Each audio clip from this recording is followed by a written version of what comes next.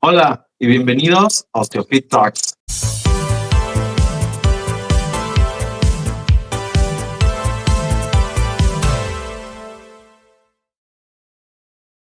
Soy el doctor Francisco Torres, su co-host, y el día de hoy estamos presentando el episodio 5 de nuestra segunda temporada. Es muy importante para mí este episodio porque generamos un puente de discusión con una de las especialidades más cercanas al trabajo de los ortopedistas, y esta es la terapia física, la rehabilitación. Es un campo inmenso, de igual manera tan importante como la ortopedia, en cirugías, previo a cirugías, para prevenir lesiones, por ejemplo. Qué mejor invitado que tener con nosotros a el licenciado Eduardo Brandenburg, el director de Ciencias Aplicadas al Deporte de Santos Laguna y previamente director de rehabilitación en el Hospital Ángeles Lomas. ¿Cómo estamos, Eduardo? Qué gustazo. Saludos hasta Torreón. Hola Francisco, ¿qué tal? Muchísimas gracias, saludos a todos los que nos escuchan. Y en realidad era coordinador en el Hospital Ángeles de Interlomas, no era director, tenía mi jefa, que sigue Aparte de todo, humilde. directora, pero sí, así es, acá en Torreón desde ya hace 11 años. 11 añitos dedicándote ya al fútbol acá con Santos. Es correcto, sí, mi formación fue en Argentina como kinesiólogo fisiatra y luego hace 23 años vine a México y revalidé mi título como licenciado en terapia física y rehabilitación aquí en México ya hace 23 años. Así que bueno, ya soy mexicano Sí, y ya. mexicano-argentino, la doble nacionalidad. Qué bueno, Eduardo, me da muchísimo gusto que pues te hayas acoplado perfectamente acá a México. Creo que tu experiencia pues ha sido muy útil durante estas temporadas para los equipos en los cuales has participado, y de la misma forma pues has contribuido a la prevención de lesiones, que creo que es uno de tus grandes trabajos. Ahora que te hemos estado haciendo ese benchmarking para invitarte al episodio, quisiera que pudiéramos tal vez hablar un poquito sobre tu formación, claro, y cómo se ha ido agarrando este caminito tu carrera profesional, ya que, bueno, esto es muy importante para mí porque en OsteoFit nos siguen muchísimos rehabilitadores, licenciados en fisioterapia, ¿no? Además de traumatólogos, ortopedistas, residentes de ortopedia, médicos generales, atletas de distintas categorías, ¿no? De distintas edades y, por supuesto, pues muchas familias mexicanas. ¿Cómo ha sido para ti el proceso de crecimiento el día de hoy? Bueno, yo llevo casi 4 décadas trabajando como profesional del área de la salud, en el área de rehabilitación. Como te comentaba, empecé en Argentina y los 25 años que estuve en hospital, tanto en Argentina como en México, mi relación, obviamente que era con los pacientes, pero a nivel médico era con distintas especialidades, no solamente con traumatólogos o médicos en rehabilitación, sino también con neurólogos, neurocirujanos, neumólogos, pediatras, gerontólogos o geriatras, dermatólogos. Es decir, realmente mis primeros 20 años, vamos a decirlo así, que se dice muy, muy rápido, pero mis primeros 20 años fue muy enfocado a todo tipo de patologías que necesitaban rehabilitación. Cuando yo llegué al Hospital Ángeles de Interlomas, me di cuenta, en el 2002, me di cuenta que ya, digamos, que no todos podemos abarcar todo. Entonces ahí con mi jefa en el hospital, con Sharon, sigue siendo la jefa del servicio de terapia física y rehabilitación en el Hospital Ángeles de Interlomas, me dio y nos dio la apertura para armar un equipo de más de 20 terapeutas donde teníamos especialistas en distintas áreas. Entonces, ahí sí ya buscamos lo que son las subespecialidades dentro de la fisioterapia y la rehabilitación.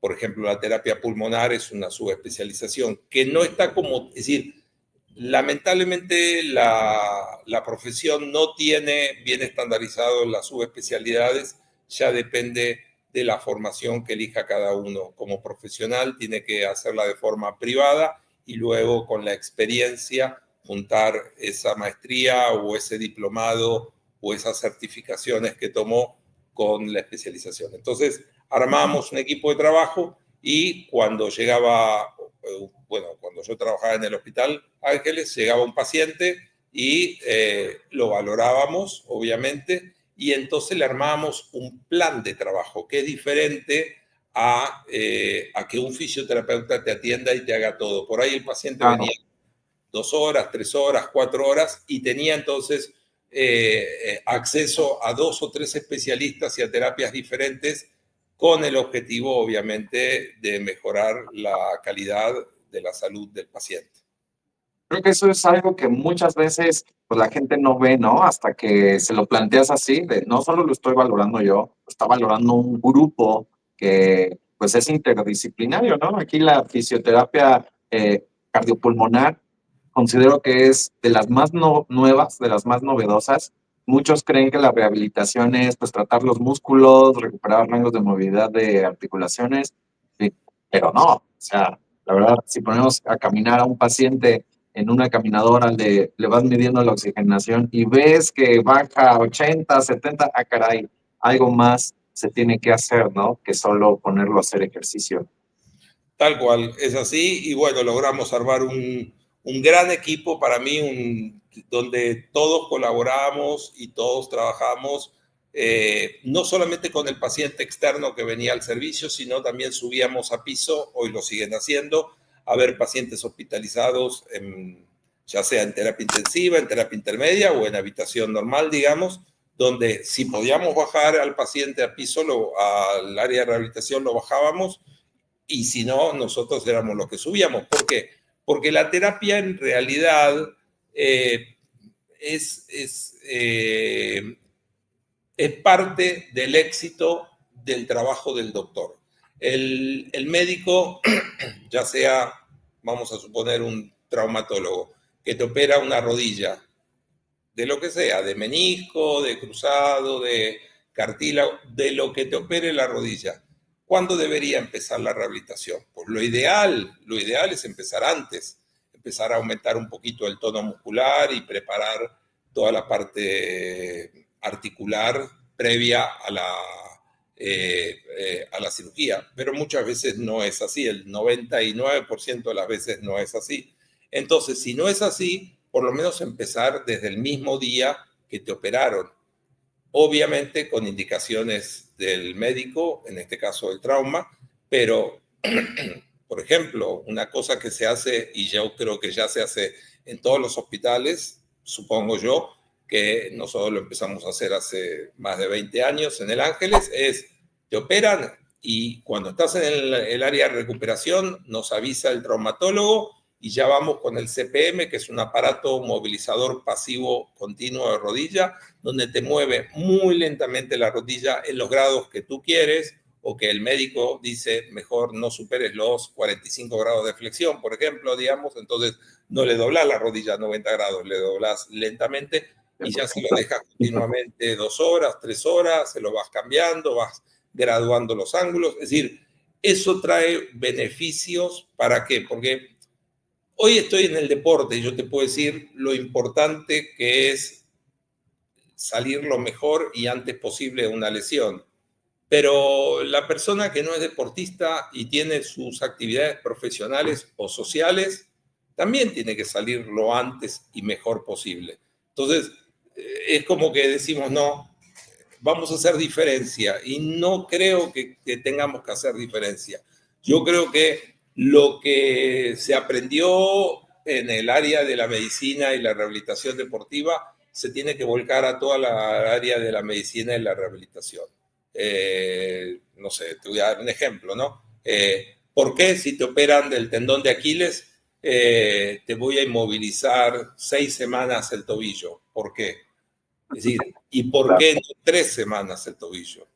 ¿Y por qué no con férula y no una movilización parcial, digamos? Y empezar, digamos, a ver cómo va a ser el paciente luego que ya está dado de alta. Hay cosas específicas en el deporte, no es lo mismo en el deporte el alta médica que el alta deportiva, que el alta competitiva, son cosas diferentes. En el caso de un paciente no deportista o deportista de amateur, digamos, ahí se maneja de otra manera, pero eso es hilar un poco fino. Sin embargo, yo creo que cuanto antes se inicie la rehabilitación, te voy a dar un ejemplo eh, muy lindo que teníamos con algunos traumatólogos en el hospital, no con todos.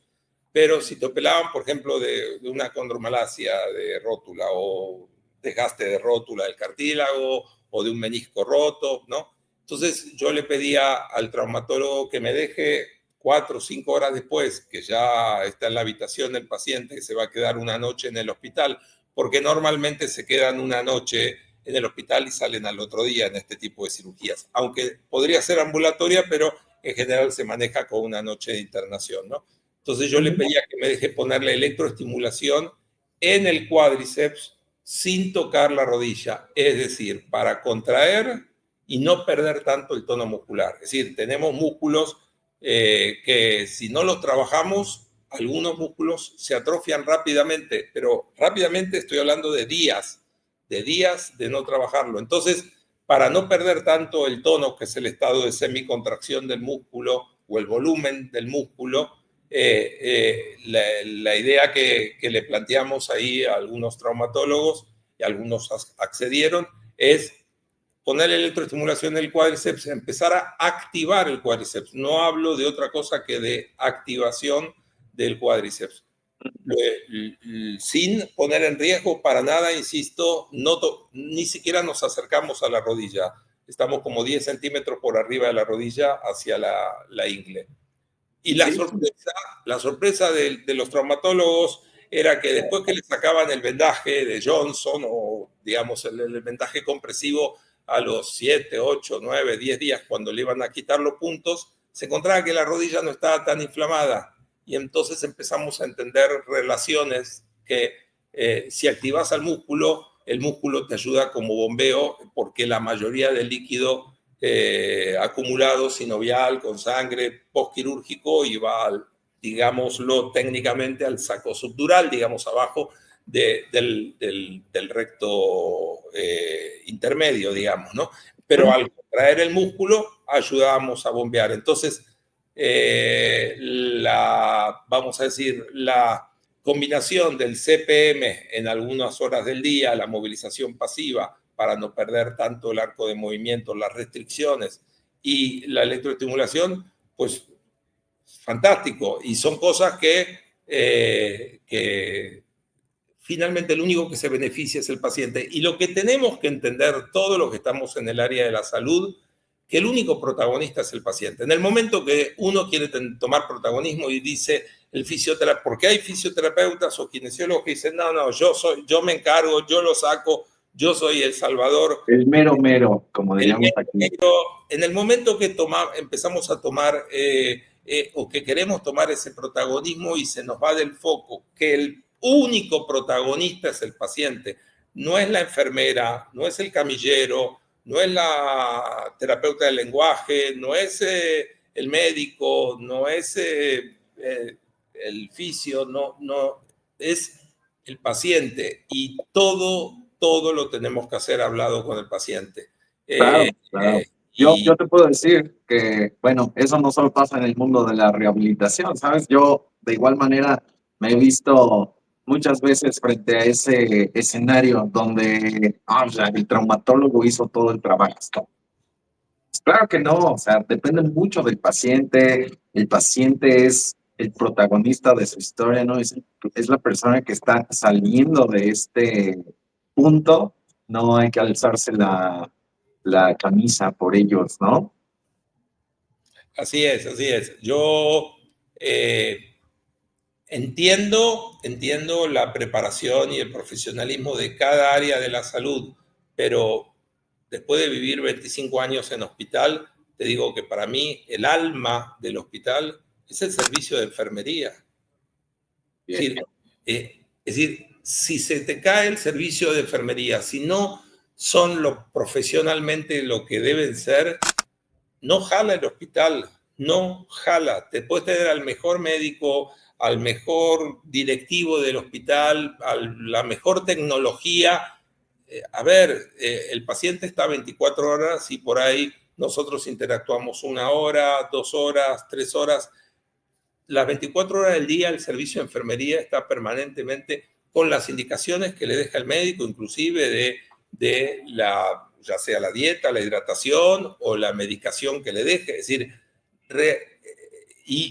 creo yo, lo creo porque lo viví, que si no funciona correctamente el área de enfermería, no jala el hospital. El paciente se complica, se escara, por ejemplo.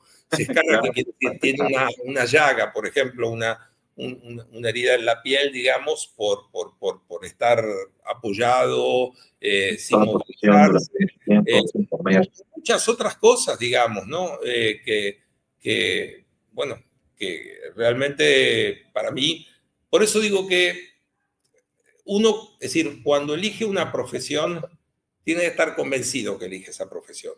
Porque si tú eres nutriólogo, pero sos nutriólogo porque intentaste ser médico y no entraste en la facultad de medicina y no aprobaste el examen y te dedicaste a la nutrición, salvo que en el camino cambie algo, y puede ser que cambie algo dentro de tus ganas, de tu interés, pero es una vocación. Así como el docente tiene su vocación, nosotros estamos al servicio somos una vocación de servicio, y si no lo entendemos así, pues dediquémonos a análisis, sistemas, computación, no Claro. sé, qué sé yo. Fíjate que apenas tuvimos una discusión con un invitado, ¿sí? Él es anestesiólogo, regionalista, médico del dolor, ¿sabes? Variado.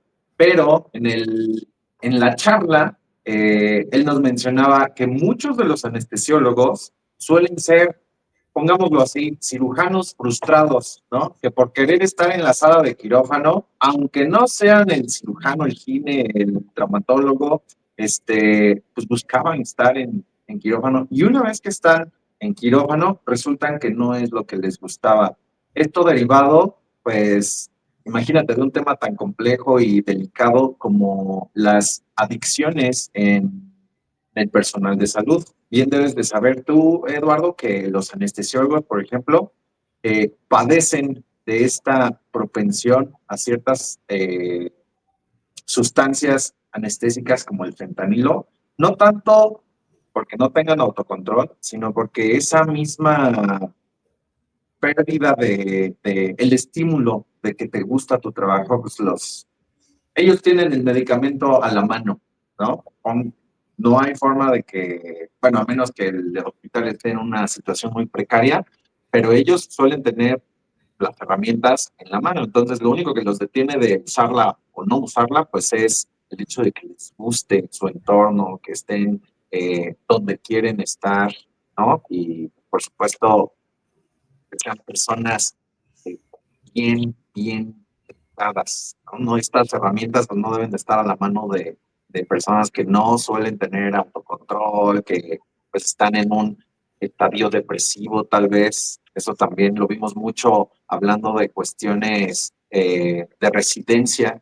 Bien debes de saber también que la residencia en México no es cosa fácil, y pues cada vez nos damos más cuenta a través de canales digitales tal vez que hay situaciones muy difíciles en algunos hospitales del país que llevan a los residentes pues a padecer depresión, ansiedad, hay casos de suicidio, ¿no? Casos de abandono de residencia, y pues toda esta frustración que vemos es un tema a abordar en Osteofit, que pues, como te digo, es un canal para esta clase de comunidad ¿Pasa algo similar en la rehabilitación? O sea, en el mundo de la Sí. rehabilitación, ¿tú podrías decirnos, desde tu punto de vista, si hay algo de esto? Hay muchos kinesiólogos o fisioterapeutas frustrados que no entraron en la carrera de medicina. Sí los hay. Eh, yo, el caso a nivel de experiencia mío muy personal es que cuando yo entré a estudiar kinesiología a la Universidad de Buenos Aires, en la Facultad de Medicina, eh, yo no sabía bien qué era la kinesiología. Y realmente después de 5 años que me titulé y que hice mi residencia hospitalaria, recién ahí yo entendí lo que era. Es decir, me costó más de 5 años, toda la carrera, saber al mundo que me estaba metiendo. Pero una vez que me di cuenta al mundo que me estaba metiendo, que es dentro del sistema de salud, yo como kinesiólogo y como fisioterapeuta también, es entender que tocas vidas, le cambias la vida no solamente al paciente, le cambias la vida al entorno del paciente, le cambias la vida al familiar, a los amigos, a los hijos, a los padres, a los abuelos, quien sea, digamos, es decir, a los amigos. El impacto que tenemos nosotros con nuestras manos, olvídate de toda la tecnología que podemos tener, que es mucha, hoy en día hay tecnología carísima, carísima, espectacular la tecnología, pero a ver, dentro de la rehabilitación tenemos como 3 pilares muy grandes que nos agarramos y podemos abordarlos. Uno es todos los agentes físicos, que son todos estos equipos, láser, ultrasonido, ondas de choque, sistemas de inducción, lo que sea. Calor, frío. Ujú. Todo eso lo vamos a llamar agentes físicos o aparatología, digamos. Ok, todos los agentes físicos. Luego están todas las técnicas manuales que no nos podemos olvidar, son nuestras bases las terapias manuales, que no es solamente el masaje, un estiramiento, una movilización, una tracción, una aceleración, lo que sea, técnicas manuales, y luego el ejercicio terapéutico. El ejercicio terapéutico es y ninguna es más importante que la otra. Y quizás la parte de arte que tiene nuestra profesión es saber cómo combinar cuándo y cuánto. Es decir, y eso se responde con una sola pregunta: ¿para qué haces esto? Y es lo que hoy en día las nuevas generaciones por ahí les cuesta un poquito más entender el para qué. Se van al qué directamente. ¿Qué le hago? Le hago esto. Claro, claro. ¿Para qué? Con un Y propósito, ¿no? ordena esa pregunta, pues te ordena entonces, ¿para qué? ¿Cuál es el objetivo? ¿El propósito es este? Entonces empiezo por un ejercicio, o empiezo por una técnica manual, o empiezo por un agente físico, y en la misma sesión, pues bueno, eso sí, vamos a decir, no está protocolizado como en otras profesiones, como de la parte científica. Esa es la parte que yo digo de arte que tiene la rehabilitación, ¿no? ¿Y tú consideras que esto es debido a que la fisioterapia es mm, una disciplina nueva o, o por qué no, aún no hay esta clase de protocolos? Lo que me hace pensar también, quisiera de una vez aprovechar, ¿cómo ves la rehabilitación dentro de unos 20 años, por ejemplo? Ok, mira, en Argentina, que es donde yo me formé con mi primer formación, digamos, es una carrera que tiene más de 100 años. Tiene más de 100 años. Entonces, al tener más de un siglo, ya la comunidad médica y ya los pacientes y la sociedad saben de qué se trata.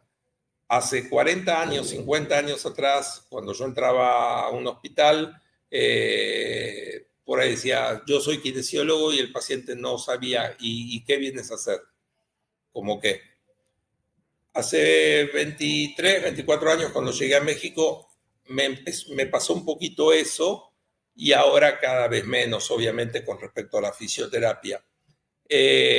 Yo creo que sí, en México es una carrera relativamente joven, no tiene 100 años, tendrá los primeros licenciados, bueno, ni siquiera fueron licenciados, los primeros técnicos en rehabilitación, yo creo que se deben haber titulado hace unos 50 años, más o menos, 55 años. Entonces, obviamente es un proceso que no va a durar 100 años, se está acordando muy rápido, Claro. digamos, pero es más joven la profesión. Y después es un problema de la formación. Lamentablemente, y tengo que admitirlo, la formación no nos prepara para ser científicos. Yo no digo que todo lo que hacemos tiene que estar basado en evidencia científica. Sí, lo que yo creo, y ahí tengo una discusión con colegas o conmigo mismo, a veces me discuto a mí mismo, digamos, es ¿qué viene primero?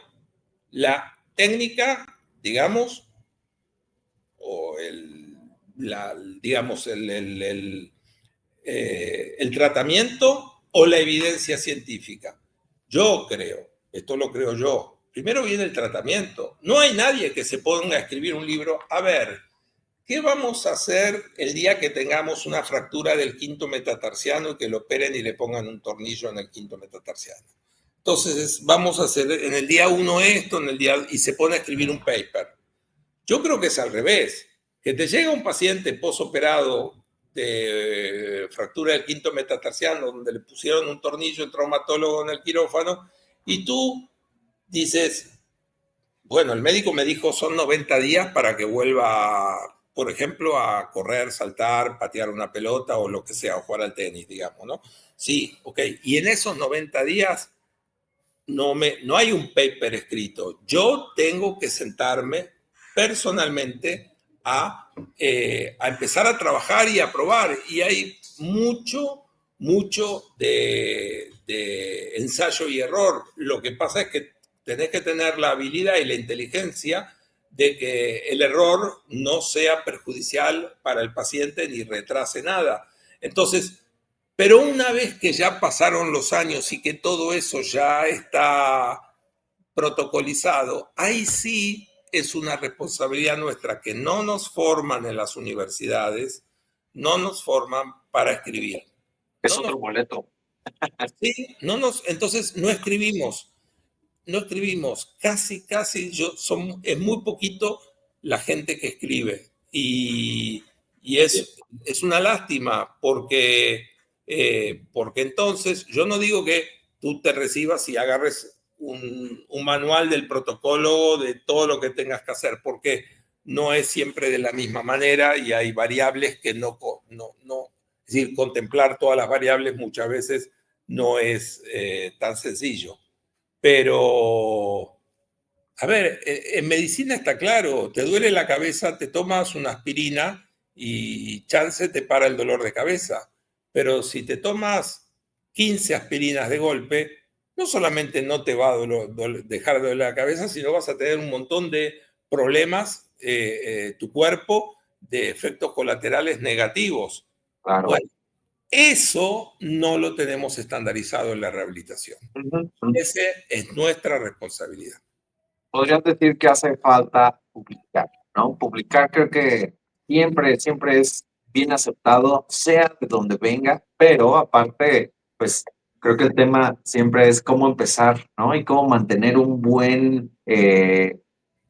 una buena calidad o no evitar estos sesgos, ¿no? Yo ahí he tenido varias pláticas con grupos de investigación donde siempre nos estamos peleando de, no, pues es que aquí ya tienes mucho sesgo, ¿no? Este sesgo va a repercutir en el resultado y uno tiende a menospreciar estos estudios que, por ejemplo, residentes están haciendo con todo el ímpetu, ¿no? Y de repente llega alguien y les dice, no, aquí no me gusta porque ya incluyó esta variable. Es como, creo que es bien importante que antes de tener estos esfuerzos de investigación, pues los alentemos, ¿no? O antes de criticarlos de una manera en la cual los eliminamos, pues que sean críticas productivas, ¿no? Tal vez sumarnos al esfuerzo nunca está de más, pero pues es algo que ocurre de este lado. En ortopedia a veces no hay ese apoyo o simplemente te digo, se pierde esa fuerza al empezar por múltiples variables. Yo no sé cómo en la rehabilitación va esto, pero ojalá poco a poco haya más procesos de investigación, ¿no? Más protocolos, sobre todo a lo mejor nacionales, ¿no? Porque siempre andamos buscando en bibliografía de otros lados y muchas veces pues la población es muy distinta. Sí, ¿sabes dónde se protocoliza más en rehabilitación? O así lo veo yo, en el deporte. Justamente en el deporte es donde está más protocolizado. Tú hablaste al principio del tema de prevención de lesiones, ¿no? Eh, Eh, es muy amplio, es decir, vamos a aclarar algo. No existe una vacuna que se la pones a un deportista y con eso preveniste las lesiones. La palabra prevención, todos entendemos lo que queremos decir. Queremos decir que vamos a minimizar el riesgo, los porcentajes, o por lo menos la gravedad de la lesión, si se produce la lesión. Pero vamos a usar la palabra prevención porque así nos entendemos todos de qué estamos hablando, ¿no? Entonces, es muy amplio lo que hacemos en el tema de la prevención o lo que podemos hacer. Yo te voy a contar 3 o 4 cosas así claras, concretas que hacemos en el Club Santos en el tema prevención. Una es tomar algún biomarcador para ver el sufrimiento muscular, digamos, ¿no? De sangre, el que utilizamos es la CPK, que es una enzima que está en el músculo. La CPK es una enzima que está en el músculo, en todos los músculos del cuerpo, en los músculos esqueléticos, músculos voluntarios, los que utilizamos para hacer nuestras actividades, y en el corazón. Pero la CPK del corazón es una enzima un poquito diferente, es una variedad que se llama MB diferente. Porque cuando sufre el corazón, cuando estás quizás haciendo algún infarto, también te suben los niveles en sangre de la CPK, pero la fracción MB. Pero la CPK normal, la fracción MM, músculo esquelética, digamos, cuando tú haces ejercicio, el músculo sufre. No está ni bien ni mal, sufre, es así. es el estrés. Exacto. Entonces, al sufrir, libera el músculo esta enzima a sangre. Los valores normales, tuyo, mío, de cualquier persona de raza blanca, te estoy hablando, porque la raza negra ya se sabe estadísticamente que tiene valores más altos basales. Los valores basales están entre 100, 150, 180 unidades por litro en el tema de la CPK. En el caso de la raza negra, está estadísticamente en unos 600 unidades por litro. Ok. Si yo te saco sangre antes del entrenamiento y unos días antes de la competencia, ¿no? No el día de la competencia, no te voy a sacar sangre. Y yo veo los valores y hago un seguimiento semanalmente de cómo está este valor de la CPK a lo largo del tiempo, yo puedo decir, pues está subiendo la curva. Entonces, quizá nunca nos basamos en un solo elemento, quiero ser muy claro, pero ese elemento sumado a otro que ahora voy a decir y a otro, nos puede decir, es momento de regular la carga de trabajo, la carga externa. Regulemos la carga externa porque se puede llegar a lesionar. ¿Qué cosa? El músculo, porque la CPK mide valores musculares, nada más. Entonces, se puede llegar a lesionar algún músculo. Por lo tanto, es un dato que nosotros utilizamos y que yo creo que fuimos los pioneros en el Club Santos porque lo empezamos a usar en el 2011. Y yo creo que tengo entendido que en el fútbol, en el 2011, todavía no había otros clubes profesionales que lo usaban. Quizás sí, pero si no fuimos los primeros, fuimos uno de los primeros. Ok, hoy lo seguimos utilizando, pasaron 11 años, pero ya, perdón, 14 años, pero ya hay otros biomarcadores. Otro tema preventivo importantísimo, importantísimo es el tema dental, el tema odontológico, que muchas veces no le damos la importancia. Nosotros tenemos un programa, pero un programa en serio, es decir, protocolizado desde los chicos chiquitos de 14 años digamos, hasta el primer equipo femenil y primer equipo varonil, donde primero se le hace un check-up semestral, con una limpieza semestral, con radiografías, con limpieza, con fotografías, con una historia clínica de cada uno de los 200 jugadores que tenemos en el club.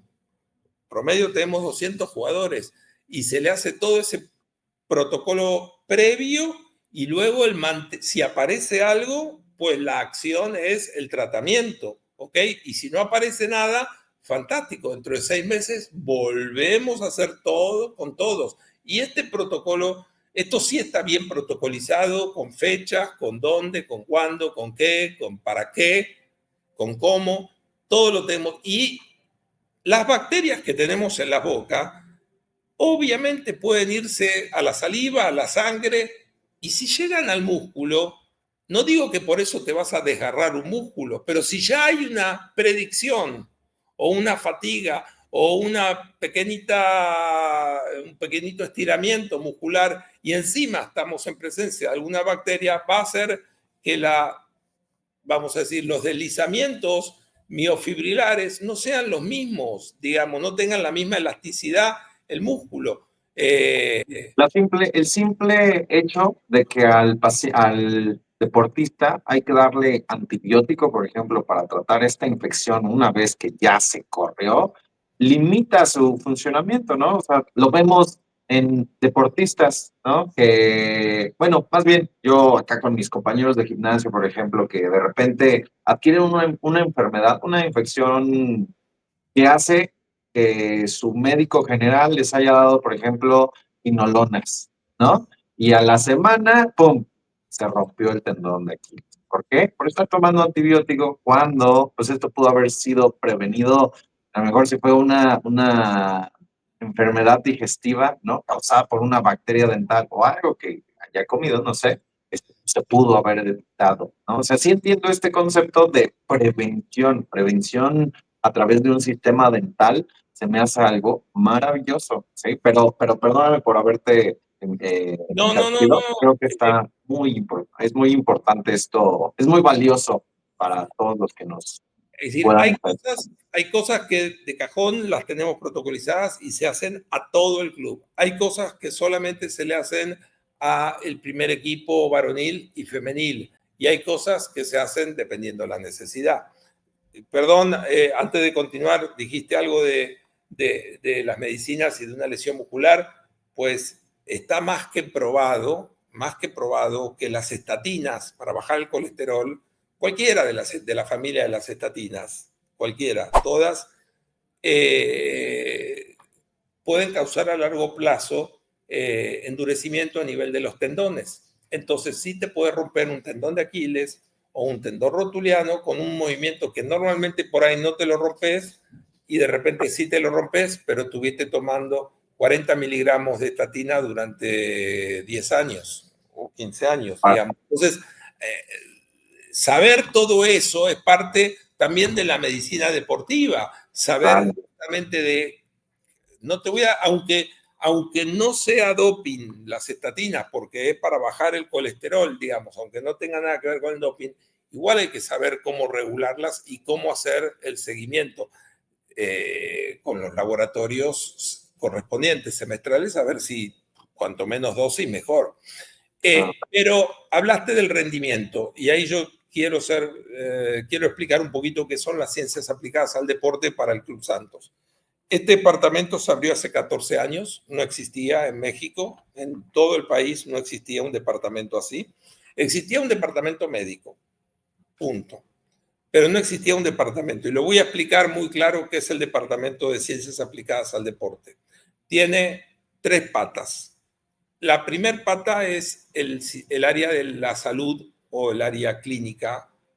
Ese área de la salud o el área clínica está compuesta por médicos con especialidad en medicina del deporte, fisioterapeutas o kinesiólogos, readaptadores, que ahora voy a explicar qué es, masajistas.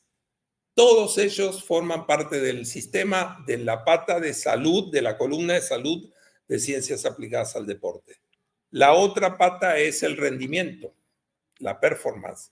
El rendimiento físico, técnico, táctico. Pero el rendimiento físico depende de ciencias aplicadas al deporte. Ahí tenemos a los preparadores físicos, obviamente, de todas las categorías y los primeros equipos, y ahí tenemos si hay fisiólogos del ejercicio también, obviamente, y ahí tenemos a los nutriólogos. ¿Por qué? Porque la nutrición que se le da a un deportista no es para que esté sano, es para que rinda más, si estás hablando del deporte profesional. Es decir, hay una frase que dice, el deporte es salud. Para Edu, no. Para Edu, el movimiento es salud. El deporte profesional no es salud. No. A ti, tu nutrición, con suplementación o no, está orientada a que rindas más. Punto. Y en la tercera área, la tercera pata del Departamento de Ciencias Aplicadas al Deporte es el área de la neuropsicología, las neurociencias, toda la parte de psicología deportiva y toda la parte de neurociencias que tenga que ver con la toma de decisión. Esas son las tres patas. Lo que hicimos en el club es, una vez que definimos eso, yo estoy como director del área, digamos, y lo que hago es que se interrelacionen todas las áreas. Soy como un director de orquesta, de alguna manera. ¿Qué quiere decir? No puede existir el médico sin hablarse o sin comunicar o sin que estén todos enterados con el preparador físico, con el nutriólogo, con el psicólogo o con el fisioterapeuta o con el masajista. Es decir, de alguna manera esto no funciona. Si no se trabaja, si se trabaja como islas, tienes problemas. ¿Por qué? Porque después, ¿qué pasó? Se nos lesionó un jugador. Y una vez que se nos lesionó, ¿qué pasa que no sale ese jugador? A ver, tenemos que estar todos trabajando en la misma línea. Por eso empezamos este departamento hace 14 años y el Grupo Orlegui lo tiene el mismo departamento en todos los clubes de fútbol que tiene el Grupo Orlegui. Yo hablo por Santos porque aquí se empezó por primera vez este departamento. Entonces, cuando hablamos de medicina específicamente y de fisioterapia y de preparación física, si pensamos la prevención solamente separado, nos equivocamos. Solamente vamos a ver la carga interna, un biomarcador, la CPK, y vamos a ver la odontología. Y por otro lado, el preparador físico dice, vamos a ver la carga externa, que es lo que hace, como, digamos, la carga que le das, los minutos y la intensidad que pones en el entrenamiento o en el partido. En este caso se mide con unos aparatitos que se llaman GPS, que se ponen un chalequito en la espalda y que todo el fútbol profesional de la Liga MX tiene los dispositivos para medir cuántos kilómetros corriste, a qué velocidad corriste, cuántos sprints. Las estadísticas que vemos en la tele, ¿no? Por ejemplo, acá, claro, los mortales. Nosotros también creo que fuimos pioneros porque empezamos con los GPS en el 2011 en el Santos. Hoy en día todos lo tienen. Y si no fuimos los pioneros, no importa. A ver, lo que importa es que lo hacemos y que todos hoy lo hacen. Y lo que yo puedo copiar de otro está muy bien. Y lo que otro puede copiar de mí está muy bien. El conocimiento está para compartirlo. Pero ¿qué pasa si voy a meter un dato adicional en la prevención? Voy a poner una palabra que se llama evaluación. Entonces, si yo evalúo, cuando tú estás sano, te evalúo, ¿qué te evalúo? Te evalúo fuerza, te evalúo fuerza pura, fuerza explosiva, saltabilidad, resistencia, VO2 máximo, es decir, consumo de oxígeno, te evalúo arcos de movimiento, calidad de movimiento, movilidad o elasticidad de determinados músculos. Es decir, hago una evaluación. Cada club sabrá qué evaluaciones hace. Nosotros tenemos ahí sí lo tenemos sumamente protocolizado, que no es lo mismo hoy que hace 5 años atrás. No pasa nada que no sea lo mismo. No hay problema. ¿Por qué? Porque hoy sabemos cosas que antes juntábamos datos y no hacíamos nada con esos datos. Entonces decidimos eso, no evaluar y evaluar lo que sí usamos, digamos, ¿no? Entonces, una vez que tú tienes la evaluación, ahí sí se juntan todas las áreas, pero fundamentalmente los preparadores físicos y los fisioterapeutas, y proponen un plan de ejercicios preventivos individualizados. Además de lo que se le pone a todo el grupo, algo individualizado, porque yo vi que a ti te faltaba movilidad de tobillo, y si te falta movilidad de tobillo, pues vas a tener entonces, lo que sea. Ok, entonces, esos ejercicios preventivos que se deben hacer antes del entrenamiento, y el jugador por eso llega 1 a 2 horas antes del entrenamiento, digamos, tiene que ver con con como cepillarte los dientes toda la mañana. Es lo mismo, tú te cepillas los dientes todas las mañanas por algo, y por lo mismo debes hacer este ejercicio preventivo previo. Pero después nos dimos cuenta, después de unos años, ¿y qué pasa en el post-entrenamiento? La recuperación. Entonces también hay que meter los ejercicios post-entrenamiento, la parte de recuperación o de regeneración, o pongámosle el nombre que querramos, digamos, ¿no? O por Claro, su claro. competencia. Entonces, eso entra dentro de la prevención. Yo puedo decirte muchas más cosas que hacemos. Es decir, también yo creo que fuimos los primeros hace 11, 12 años de poner desayuno y comida obligatorio en el club para los jugadores. Hoy en día creo que se hace en todos los clubes, pero hace 11 años atrás el jugador ya se llegaba desayunado de su casa. Acá el nutriólogo es el que prepara cuál va a ser el menú de cada día en base a la planificación del preparador físico o del técnico, y entonces el desayuno es digamos, es Imperativo. primordial, y la comida después del entrenamiento o después de la competencia. Entonces, parece que podemos ponerlos aislados, pero ¿sabes qué? Juntos funcionan mejor. Exactamente. Yo creo que dijiste la palabra clave, ¿no? Es la integración de todo esto, ¿no? Prevención suena a una palabra de unas cuantas letras, pero no, es esto y más, ¿no? Cuando llegaste al punto donde hablas de evaluación, pues nosotros en ortopedia, ¿no? Después de una cirugía o así, la reproductibilidad de los resultados, ¿no? El hecho de que te estén copiando el mismo protocolo en Turquía porque ya se dieron cuenta que sí, sí funciona, ¿no? O el mismo protocolo que se utiliza en Nueva York ya se utiliza en todos lados para control de infecciones, para, por ejemplo, esto de las prótesis de cadera y rodilla con robot, no sé si ya las has podido ver o revisar, pero el hecho de que el robot está almacenando toda la info de los bostezos, la laxitud ligamentaria, el tamaño y la dirección en la que pones la prótesis, pues es lo que nos permite, toda esa información antes pues se quedaba en la mente del cirujano, ¿no? ¿Cómo vas a notar qué tan laxa, cuántos grados de cajón anterior o de bostezos tiene la rodilla? No, ahora ya todo eso está integrado, por ejemplo, en los robots. Eso nos permite dar una evaluación y esa evaluación pues nos da la retroalimentación, ¿no? Toda esta cascada de resultados que estás viendo pues entiendo por qué te gusta ahora protocolizar todo, ¿no? Porque puedes ver un resultado y trabajar sobre ese resultado para incluso mejorar. Sí, y no, insisto lo que dije antes, no está mal copiar, está muy bien copiar. Está muy bien copiar, pero copiar entendiendo el porqué. Si es copiar por copiar, no. Si es copiar porque entendés el porqué, inclusive podés mejorarlo. Está bien enseñar y transmitir y compartir el conocimiento, y también lo más importante que a la gente a veces nos cuesta, pero es así. Se vale cambiar de opinión, se vale pensar que antes era algo así y ahora es algo así. Se vale decir, no sé, un jugador tiene que entrenar, no sé, estoy inventando, como lo tenemos medido con el GPS, yo puedo decirte, un jugador tiene que entrenar al 50% de las capacidades físicas que va a usar en la competencia, en el partido. El partido va a ser el 100%.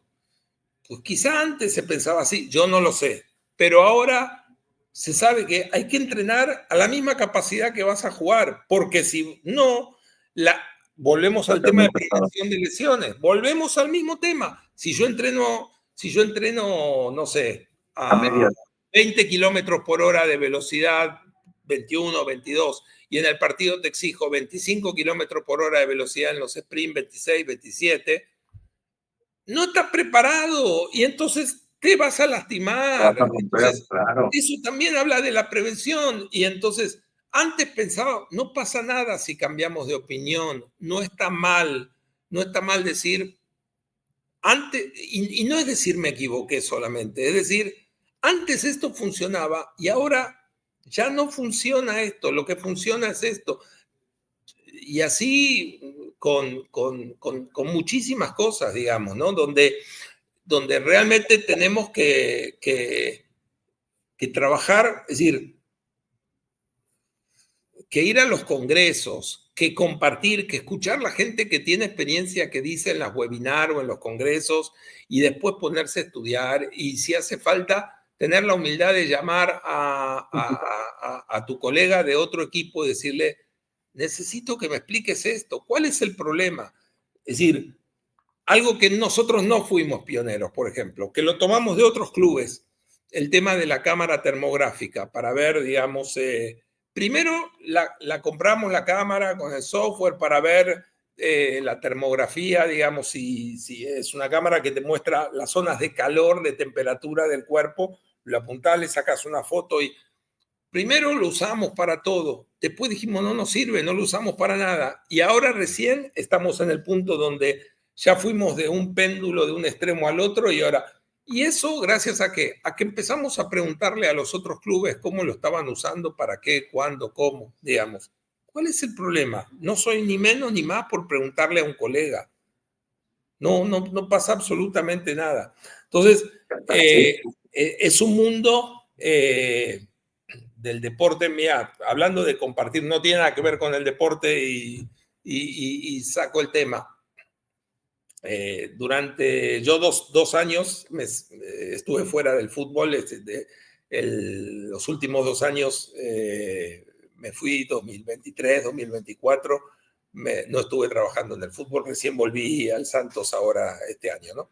Y empecé a averiguar y a profundizar mis estudios, ya después de 40 años de haberme recibido, empecé a profundizar mis estudios sobre el tema de columna.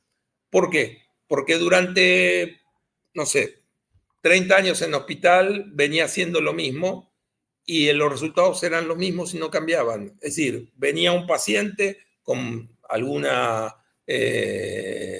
patología de columna, no importa si es una protrusión discal, un disco, una espondilolistesis, una escoliosis, lo que sea, postquirúrgico o sin cirugía. Y nos limitamos nosotros a manejo del dolor y fortalecimiento del core. El core es el tronco, ¿ok? Y ese era el paquete. El paquete era manejo del dolor como lo manejes con fisioterapia, con agente físico, con calor, con masaje, con estiramiento, con lo que sea, y fortalecimiento del core para fortalecer la estructura. Y eso es un paliativo. Eso es un paliativo. No va a resolver un problema, ¿no? Sí, no resolves el problema. Entonces, el paciente termina muchas veces yendo a la cirugía cuando se podía haber prevenido una cirugía o evitado, no prevenido, perdón, evitado una cirugía.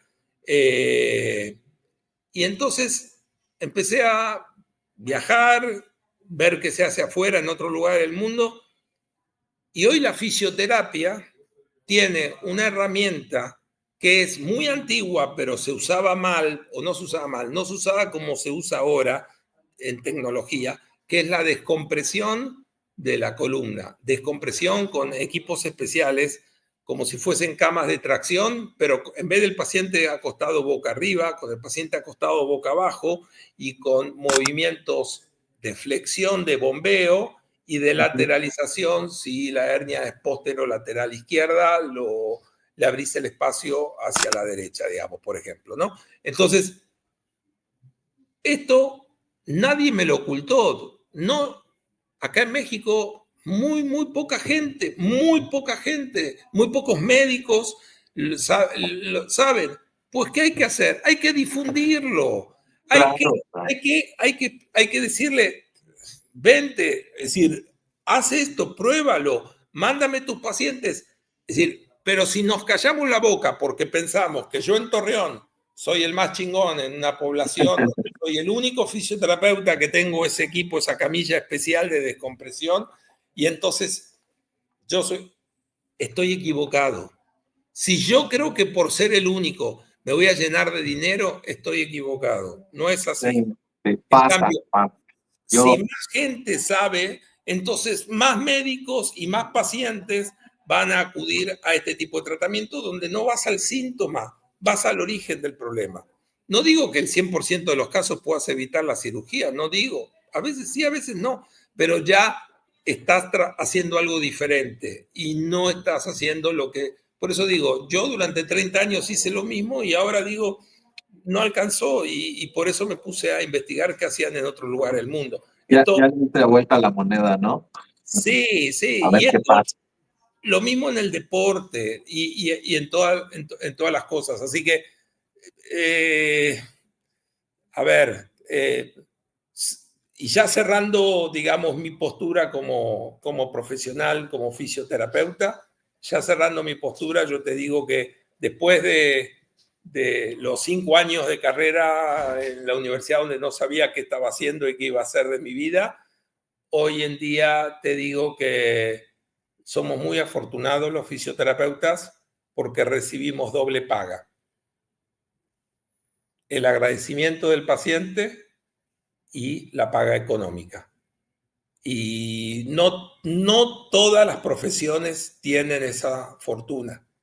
Sí, no sé, tengo un amigo contador.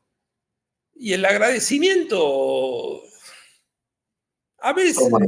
veces, acá el agradecimiento es cotidiano, cotidiano. Oye, es real, es real. O sea, estás jugando con el futuro de un paciente, ¿no? Cuando ya le dijeron en algún otro lado, es esto, ¿no? Y el pronóstico es este.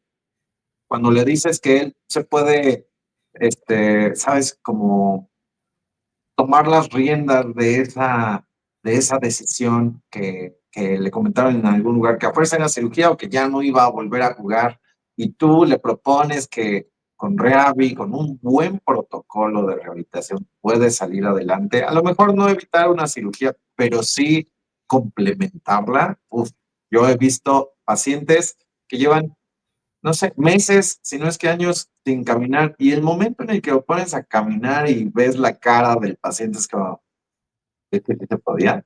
Felicidades. Padrísimo, padrísimo. Yo puedo ser también testigo de lo que estás mencionando. Yo quisiera preguntarte una cosa, Eduardo. Bueno, varias cositas ya derivadas de lo que nos regalaste en tu plática. Me doy cuenta que sí eres la persona indicada para haber sido invitado a nuestro podcast. No sé si ya habías hecho podcast antes, pero creo que lo hiciste de manera increíble. Ahí te van unas preguntas de lo que nos comentaste. Ya nada más igual, digo, para no tomarte todo el día. Pero mencionaste las CPKs, ¿no? Un tema que hemos discutido previamente, hemos podido ver que tú divulgas muchísimo esta parte de la evaluación. Son preguntas directas, así como para que me respondas muy puntual, tal vez, pero ¿alguna vez te ha tocado, por ejemplo, algún jugador de los equipos elite, te ha tocado limitarle su participación en una justa deportiva por la cantidad de CPKs que logra almacenar en su cuerpo?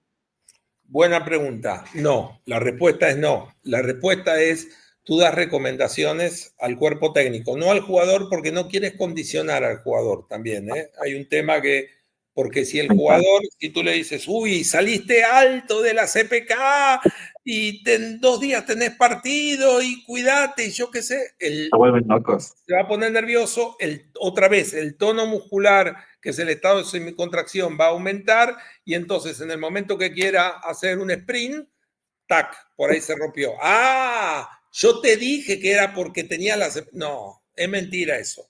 Me ha Eso no puedes tocado. con ellos. Con No, los jugadores, no. no. ¿Qué tal? Me ha tocado jugadores con la CPK altísima, 2.500 unidades por litro, es altísimo ese número, Bien, chavo. altísimo, y que entrenan y juegan y no se rompen, y así 2, 3, 4 semanas y no se rompen. Y hay jugadores que, si su promedio era de 200 unidades por litro, salió en 1.100 y se rompió. Y se Y hay rompe. jugadores también que con 200 unidades dentro de los valores normales juega y se rompe. ¿Qué ¿Esto tal? qué quiere decir? Esto quiere decir que yo siempre digo, son probabilidades. Y así se lo planteo al cuerpo técnico, donde está el preparador físico, el médico, el staff, todo, y el técnico, obviamente, ¿no? Se lo planteo. Le digo, mira, es como que vos, es una rifa, vamos a rifar este celular y hay 100 boletos. Y vos compraste 80. Bueno, tenés grandes posibilidades de que Claro, la posibilidad aumenta. Bien, pero el premio en vez el celular es el desgarro. bien. Es, Muy buena respuesta. Ay, eh, quisiera darte una segunda pregunta. Igual, derivado de tu protocolo. Es esto en cuanto al programa dental que tienen en Orlegui Sports. Me recuerda mucho a hace un par de años estaba leyendo este libro de Hábitos Atómicos, ¿sabes? O sea, se me atravesó y vi que el autor menciona un caso olímpico pues de la directiva de un equipo, en este caso el equipo olímpico de ciclismo de Gran Bretaña. Tú sabrás que en Gran Bretaña pues les encanta la bici. Bueno, pues hasta antes de 2012 nunca habían ganado podios en las Olimpiadas sobre ciclismo. ¿De qué se encargó esta directiva olímpica, sobre todo el coach? Pues se encargó de optimizar todos los momentos en los cuales los participantes de este equipo, los integrantes del equipo de ciclismo, hacían, ¿no? Todas las actividades, desde despertarse temprano, lavarse las manos, y uno era, aparte de la higiene de manos, era la higiene dental, que cada vez que estos personajes, estos atletas, pues se enfermaban del estómago, tenían un resfriado, y, no sé, cuestiones bucales, entre otras, pues eso se traducía en ausencias, en incapacidades, en no presentarse a un entrenamiento o no poder competir en ciertas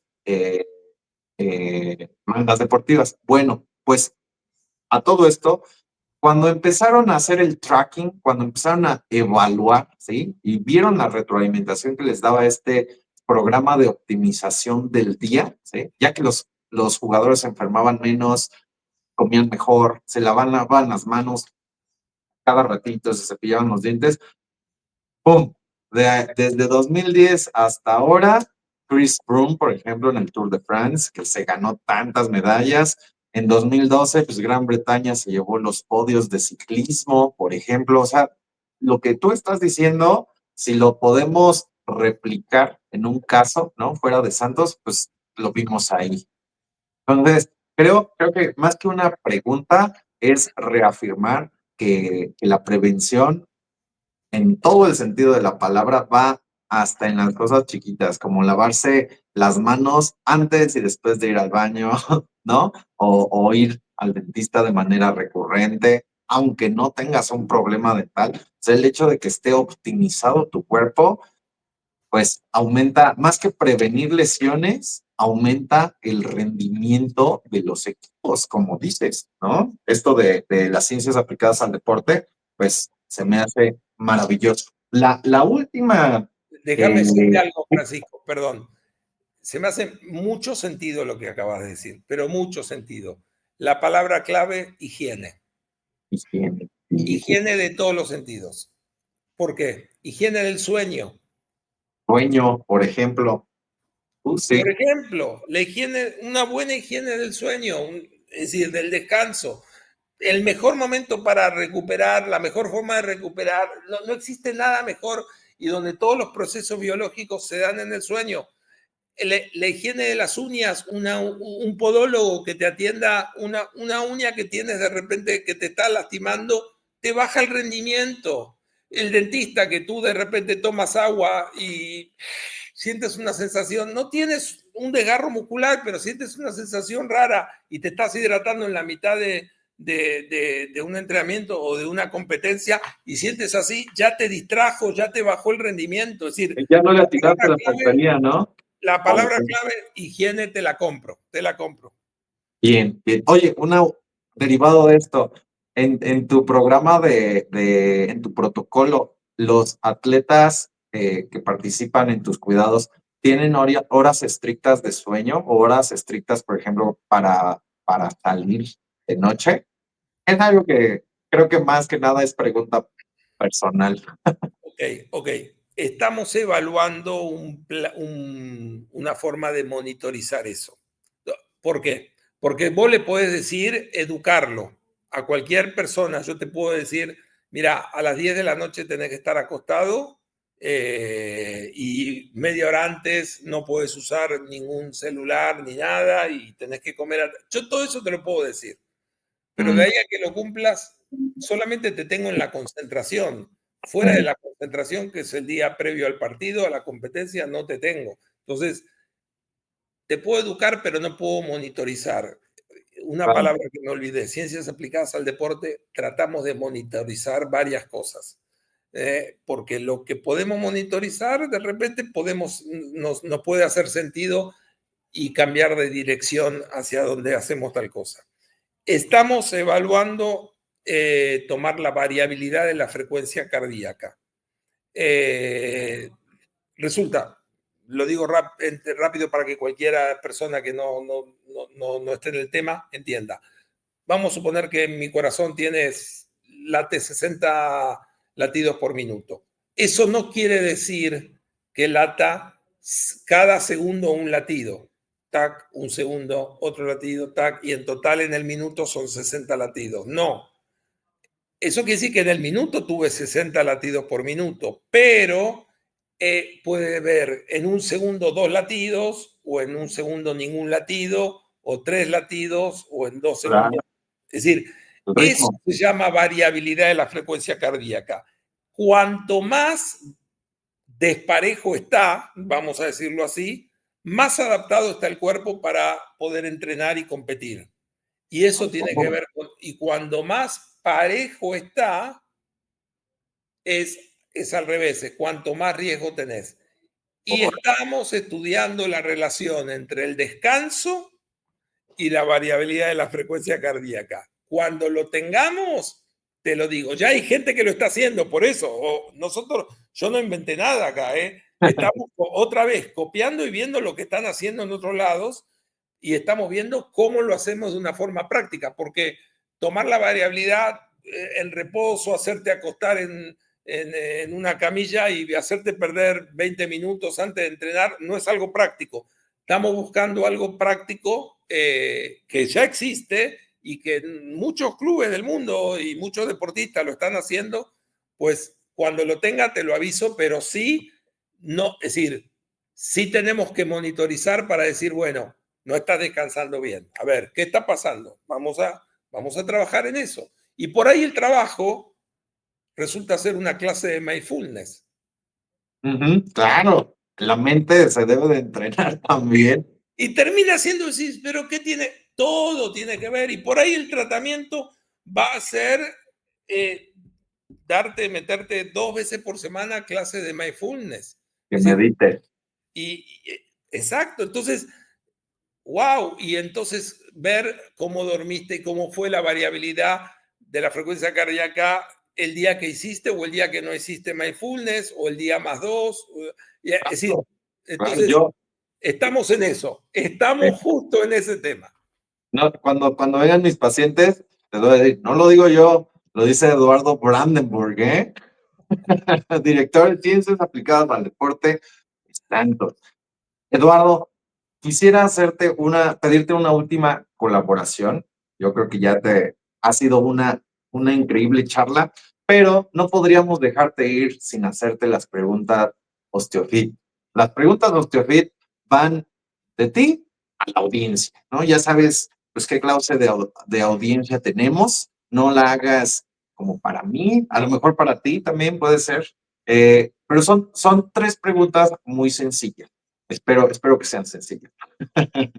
Mira, la primera es que nos gustaría que nos dijeras el mejor consejo que alguna vez hayas escuchado y si es posible, pues saber de quién lo escuchaste, ¿no? Creo que esto siempre es útil y nos ayuda a motivarnos, a inspirarnos o a ver de otra forma cómo son las cosas para ti. ¿El mejor consejo en la vida, en cualquier cosa, o el mejor consejo en la rehabilitación? Yo creo que en la vida, porque así como hay rehabilitadores, pues también, por ejemplo, apenas tuvimos a unos invitados triatletas elite, un muchachito de 23 años y una joven de 14 años, wow, con una mentalidad de tigre, ¿sabes? Buscando darle la vuelta al círculo para ser mejores. Pero pues también sé que nos escuchan psicólogos, sé que nos escuchan familias enteras, por ahí te digo, colegas médicos generales, especialistas, residentes, fellows. Incluso para mí mismo también se me hace muy interesante tu forma de a ver cómo ves tú, 20 años ya metido en esta materia, ¿no? ¿Cómo ha sido pasar de un espacio hospitalario a un espacio de deporte elite? O sea, creo que siempre será bien escuchado, bien recibido lo que nos tenga que decir. Bueno, dos consejos. A ver, ¿Ok? que me sirvieron, es decir, cosas que me sirvieron, ¿no? Uno me lo dijo mi mamá. ¿Qué tal? A ver, se Escucha pone más, bueno. escucha más. Y lo había escuchado de mi abuela, la mamá de mi mamá también, ¿no? Escucha más. Eh, y bueno, llevado al trabajo, a la fisioterapia, es escuchar también al cuerpo, no solamente escuchar lo que te dice, es importantísimo lo que te dice, pero lo que te dice una persona, un paciente, tú hablaste de sesgos, tiene el sesgo de mi interpretación. En base a mi experiencia, yo interpreto que vos me dijiste que te duele la panza cuando vas a dar exámenes en la facultad, así, así, así, y yo interpreto eso, ¿ok? En cambio, si yo pongo mi mano y te toco y escucho tu cuerpo, ahí no hay interpretación, ahí es una comunicación directa entre los dos sistemas neuromusculares, el mío y el tuyo. Entonces, ese es el primer consejo. Mi mamá lo decía con respecto a las relaciones humanas y sociales, se escucha Sí, más. claro. Y el segundo consejo, más que un consejo, es una propuesta, lo escribió un cantautor argentino que se llama Fito Páez en una canción Qué que bien. llama Dar es Dar. Y yo creo que ahí está la base de lo que a mí me gusta hacer, ser y hacer. Es dar, como dice la letra, sin pensar en nada, solo dar. Bien, bien, bien. Dar, dar y escucha más. Creo que se me hacen muy inspiradores y hay muchísimas formas en las que podemos aplicarlos, ¿sabes? Creo que son muy buen fundamento. Te agradezco muchísimo, Eduardo. ¿Estás listo para la segunda? Sí, cuando quieras. La segunda es, ¿cuál es el peor consejo que te han dado, que has escuchado, que a lo mejor incluso fue a propósito, ¿sabes? Para desalentarte en todo este proceso. ¿Habrá alguno o algún momento del cual recuerdes que digas, híjole, o sea, la vi cerca en esa ocasión? Es muy duro para mí decirlo, ¿eh? No lo dije nunca en mi vida. No fue un consejo, fueron unas palabras. Lo quiero muchísimo y lo quise muchísimo en vida a mi papá, muchísimo, muchísimo. Pero yo cuando estudiaba la universidad, estudiaba de noche, iba de noche y durante el día trabajaba en algo que no tiene nada que ver. Mi papá era ingeniero y trabajaba en una fábrica de tuberías plásticas, digamos, ¿no? Nada que ver con lo que estaba estudiando, ¿no? Y en un momento él me dijo, ¿para qué sigues estudiando eso si no te va a servir para esto? Y Duro. Y mi mamá y mi esposa, que en ese momento era mi novia, mi esposa Moni, en ese momento, cuando mi papá me dijo, a ver, ¿para qué trasnochás estudiando y venís a trabajar? Y va a decir, si te gusta esto, lo que estás haciendo, estás trabajando, no vale la pena seguir estudiando eso. Por ahí estudia otra cosa, pero no kinesiología. Y mi mamá y las dos mujeres que me salvaron, mi mamá y mi esposa, o mi novia, Moni, en ese momento, que actualmente es mi esposa, me dijeron, no, sigue, termina, después vas a ver lo que te gusta hacer y lo que quieras. Entonces, no fue un consejo malo el de mi papá, fue una opinión, mejor dicho, fue su opinión. Pero qué suerte que no lo escuché. Qué bueno, me da gusto que tengas, pues ese, ¿cómo le dicen? Criterio, ¿no? Va muy a lo que mencionábamos antes de que si no te gusta hacer rave, o sea, pues no vayas por aquí. Si no te gusta ser anestesiólogo, si no era tu opción, o sea, no, porque puedes en algún momento arrepentir. ¿Te arrepientes el día de hoy? Yo creo que no. No me arrepiento para nada. Súper, súper. ¿Estás listo para la tercera? Es la última, lo prometo. Ok. La tercera es, pues directamente, ¿hay algún consejo que tú quisieras darle a toda nuestra audiencia que el día de hoy te escucha? A lo mejor jovenazos, ¿sabes? Que buscan ser el Eduardo Brandenburg dentro de unos años, ¿no? Ahí detrás de un equipo deportivo, en un hospital como esta cadena gigantesca de hospitales de alta. ¿Hay algo que quisieras decirnos como un consejo? Pues yo bueno, a ver, lo único que me autorizaría a dar consejos es mi edad, nada más. Es decir, no creo que tenga autoridad para dar consejos, pero vamos a llamarlo propuesta. ¿Puede ser? Por supuesto. Ok, vamos a llamarlo propuestas. Busca siempre integrarte en un equipo de trabajo. No trabajes como isla. Busca integrarte. Y si en algún momento, como me ha pasado a mí a lo largo de la vida, te toca ser el coordinador, el director, el líder de ese equipo de trabajo, ponele el nombre que sea, no importa el nombre. Es decir, el tema es la función, que tú seas el responsable de gestionar a ese equipo de trabajo.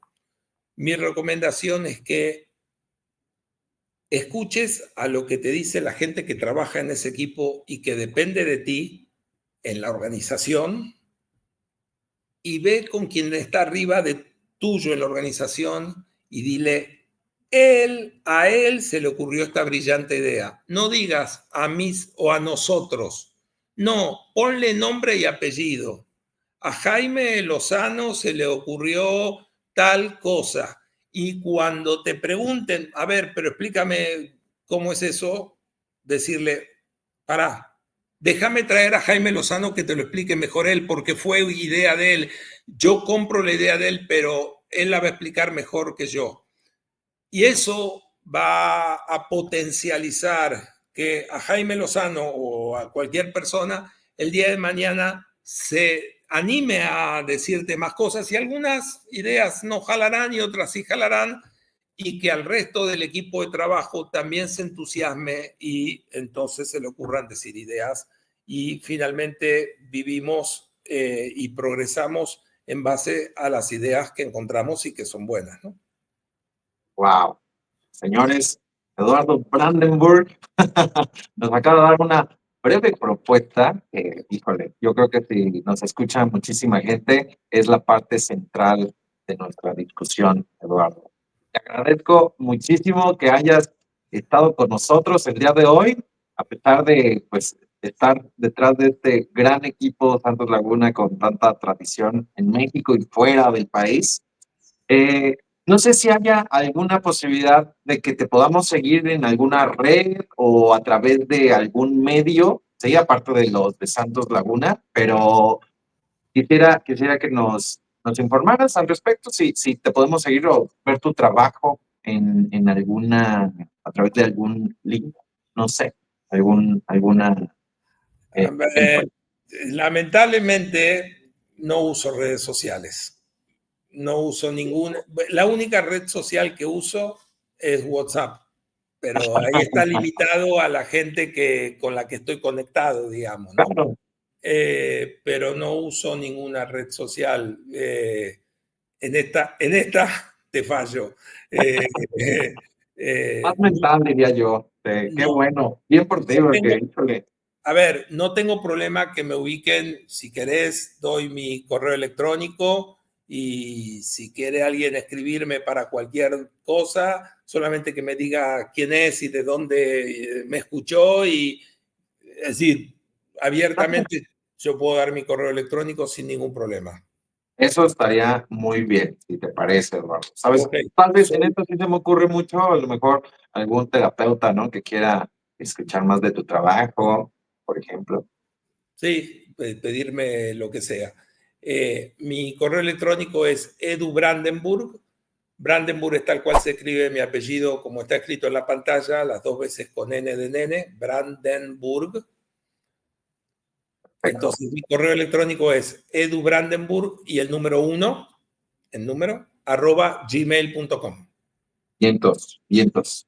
Pues, sin más, yo te agradezco muchísimo por haber estado en este quinto episodio de OsteoFit Talks, donde vamos a hablar del rendimiento deportivo y la prevención de lesiones, así como unas cuantas otras cosas que surgieron en la discusión con el grandísimo Eduardo Brandenburg. Ha sido un honor, Eduardo. Te agradezco mucho a ti, a Santos, Orlegui Sports, a todos los que nos apoyan para que esto se haga realidad. Y los invito una vez más a que nos escriban sus dudas, sus preguntas, sus comentarios, todo acerca de OsteoFit Talks para que podamos darles una buena retroalimentación. ¿Sale? Esto ha sido todo por el quinto episodio. Soy el doctor Francisco Torres y ha sido un gustazo. Hasta la próxima.